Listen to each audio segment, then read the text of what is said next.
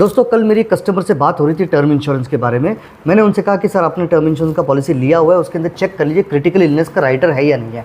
उन्होंने मुझे बड़ी ही कॉन्फिडेंस से कहा कि संदीप भाई मेरे इसमें तो टर्म इंश्योरेंस कवर्ड है, मैंने चेक किया हुआ है। मैंने उनको बोला कि सर ठीक है आप कह रहे हो, मैं मान लेता हूँ, लेकिन क्या मैं आपका पॉलिसी डॉक्यूमेंट देख सकता हूँ। जब मैंने वो पॉलिसी डॉक्यूमेंट देखा और जब उसको मैंने स्टडी किया तो उसके अंदर मैंने पाया कि क्रिटिकल इलनेस कवर नहीं था, उसके अंदर उन्होंने वर्ड यूज़ किया था टर्मिनल इलनेस। तो देखिए दोस्तों, ये दो जो शब्द हैं ना, ये बड़े ही अलग अलग इनके मायने होते हैं। टर्म इंश्योरेंस के अंदर क्रिटिकल इलनेस अलग है और टर्मिनल इलनेस अलग है। क्रिटिकल इलनेस जो राइडर मैं बात कर रहा हूँ ना, वो ये होता है कि अगर आपको कोई गंभीर बीमारियाँ होती है, जैसे कैंसर, ट्यूमर, पैरालिसिस, ऐसी कोई बीमारियाँ होती है, तो आपको इमीडिएटली एक लमसम अमाउंट 25 लाख 30 लाख रुपए वो इंश्योरेंस कंपनी आपके अकाउंट में डाल देती है, इर्रिस्पेक्टिव ऑफ द ट्रीटमेंट।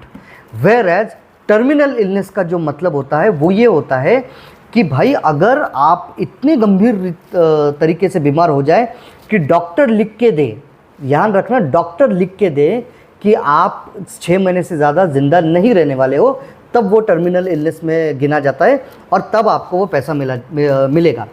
तो देखिए दोस्तों, ये कंडीशन आना ना बड़ा ही रेयरेस्ट टू रेयर है।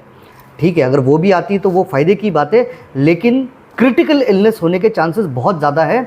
तो आपकी टर्म इंश्योरेंस कवर में क्रिटिकल इलनेस 20-25 लाख रुपए का होना बहुत ज़रूरी है।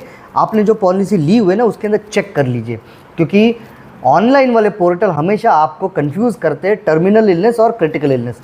तो इन दो शब्दों को ध्यान से पढ़ना और अपना कवरेज लेना। जय हिंद, धन्यवाद दोस्तों।